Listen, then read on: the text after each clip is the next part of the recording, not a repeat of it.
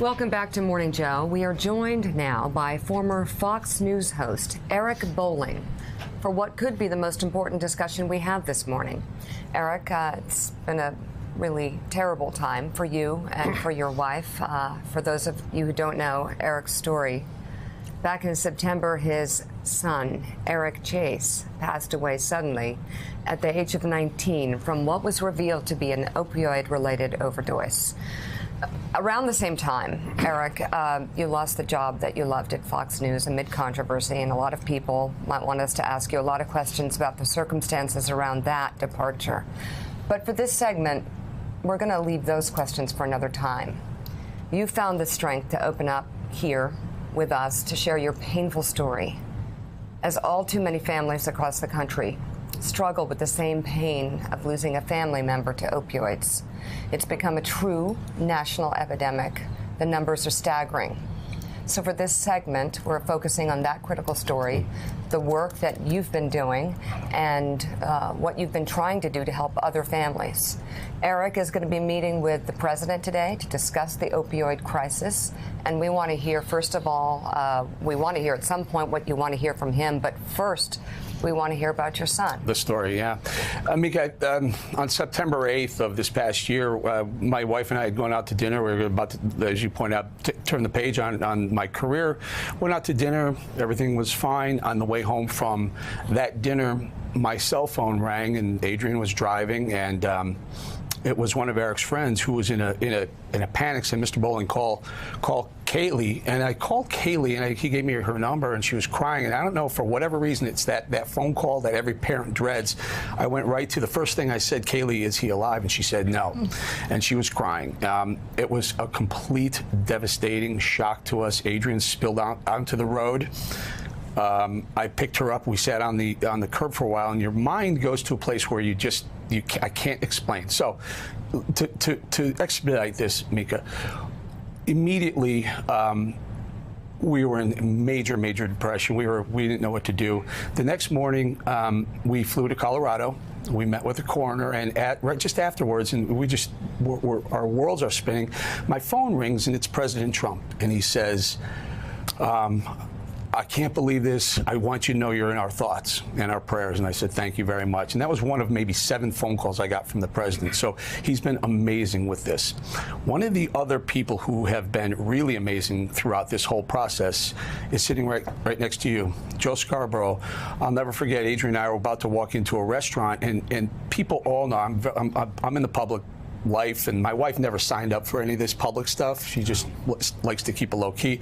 But every time we'd walk into a restaurant, people would point, they'd Google, they'd point, they'd look, and poor Adrian, it was just so heart-wrenching. We were up in Connecticut, and we're about to go into a restaurant. It's going to be the same thing, and my phone rings again, and it's Joe Scarborough. He says, "Hey, just thinking about you, buddy, you're right." And it was just the right time. So throughout this whole process, people have said, "Hey, can you tell the story on our show?" And I said, "Joe, I want to sit down with you the first time we come back." I've gone to Twitter to put the story up.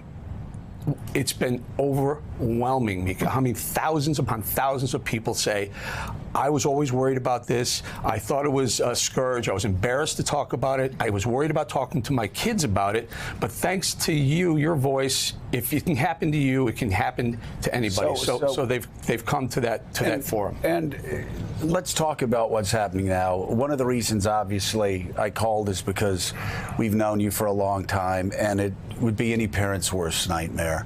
Another is, I've seen other people. I've seen friends who have lost their children through this. When my son went to the University of Alabama, 4 or 5 kids that he knew, either directly or through another friend, died, and this was like 5. And I was like, what's going on here? And what's going on here? It's not like the traditional story where you hear, and this is what parents need to be warned about. It's not like somebody shoots heroin for 6 months and then gets an overdose. It can happen so quickly because the drugs that kids are buying are so powerful. You make one wrong mistake and you die. You're touching on two very important points. Number one, I think from the parental side, it's not my kid syndrome. So that this drug, these opioids are killing kids. Doesn't matter if you're black, white, Hispanic, male, female, young, old, rich, poor. It doesn't matter. It's killing people indiscriminately.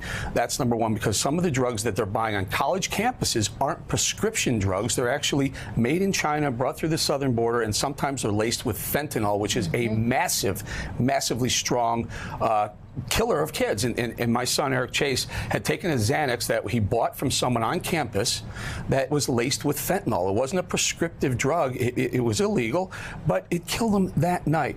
The other thing that you're touching on is that people are afraid to talk about it. They're afraid to be open with their kids. They're just fearful of talking about it, but you have to. They're getting younger and younger. 15-year-olds, 16-year-olds are dying from opioid overdoses. Have the discussion with your children. At what point, your wife and you, when you've discovered that you've lost your son and you're sitting on the curb, at what point did you know why, how he died? Okay, so that's very interesting. The tabloids went to work on us the next day, and they said he committed suicide, and it was because of Fox. And it was none of that. It was absolutely none of that. We talked to the coroner, we talked to detectives, and we have a private doctor in Colorado who we used when we were out there visiting him, and it was Eric's doctor, who all said this is an accident. It's an overdose, but it's an accident. And 7 weeks later, the toxicology came back, and in fact, there was fentanyl with Xanax in the system, and that's a killer right there. So we have Dr. Dave Campbell with us, who actually wrote the Teen Formula, which, Dave, you've talked about this, and we've talked about this. It's been talking to you about this for some time, and I want to. This is the most important thing I personally think parents need to understand from this, and why it's great. Eric's on and you're on. This isn't. It doesn't happen to kids from bad families. It happens to kids from all families. And again, it's like Russian roulette. A kid may think he's going out buying Xanax, but the reason so many people are dying now is it's laced with fentanyl, and you get the wrong dosage by somebody in China that ships it in to, say, Colorado. You take one pill and you die like that. Yeah, the problem is we're seeing this very long marathon of substance use problems in the U.S. that probably started in the 80s before that, but it's been escalating, and in the last few years, probably 5, but certainly the last 2 or 3, we see the increasing availability of these ultra-potent synthetic opioids. And it's not that there aren't other drugs around. If you go to the west coast of the United States, methamphetamine, it was in the New York Times yesterday, crystal meth is sweeping through the west coast and killing more people in Oregon than opioids. But it's just increasing and increasing the strength of drugs available. Most of this is a supply side problem, where we're seeing fentanyl analogs increasing in availability, like you said, coming across the border either from the south or by the mail. And it's tough. So very interesting when you talk about the supply side, and Miki, you point out that I'm going over to the White House later to talk, and what they've focused on is the supply side. It's how do you stop? Do you increase the punitive nature for dealers and distributors who are doing it illegally? Joe Manchin talks about a town in his state in West Virginia where I think there was around 1,000 people in the town, and there were 9 million opioid pills delivered to the town. Hasn't the National Guard gotten involved now, even in West Virginia? Think about what happened in the last 2 days. Purdue Pharmaceuticals said they're going to cut their sales force in half of selling OxyContin. Are you kidding me? Do they have to have a sales force to sell a drug like this? Do they really need a sales force? That's the supply side. That's the push, the sales side. Why wouldn't it be, let's just take the pull side. If a doctor has to prescribe an opioid, then that's fine. But why are they pushing these pills on these doctors? Why are they taking doctors on junkets to go golfing, to go to Hawaii, to go on cruises, to prescribe more pills? Well, they aren't now, but they were. And here we are in 2018 with this dramatically escalated problem, part and parcel to the educational programs that the pharmaceutical industries participated, and we participated in knowingly over the last 20 years. But the availability of the drugs, whether they're prescription drugs, as we're talking about now, illicit drugs, as we're talking about, is increasing. And the President's Commission on Substance, on Addiction and Opioid Crisis is a wonderful document to look at. It came out in its final form in November of last year, 2017. Everybody can access that on the internet, and it's a treasure trove of information. So Dave, let me stop you there. And maybe I shouldn't reveal this, but I'm going to. Dave and I are very good friends, and we have spoken at times about the problems with the Trump administration and have been very critical. Of course, that won't shock anybody. But on this one topic, you've actually, over the past week, I thought this was going to be a showdown, but over the past week, you've changed your outlook on, for instance, I guess the CDC director you think is a professional and somebody that can actually help here, and also the funding. You said the funding in the most recent budget actually was very aggressive, Dave. It is, and I'm a proponent of what the federal government is trying to do. There were 57 recommendations that came out in Governor Chris Christie's proposals in November. If even part of those can be accomplished by the federal government and then the state governments and private industries, we're going to make some headway. But this is a marathon, you guys. This is not a sprint.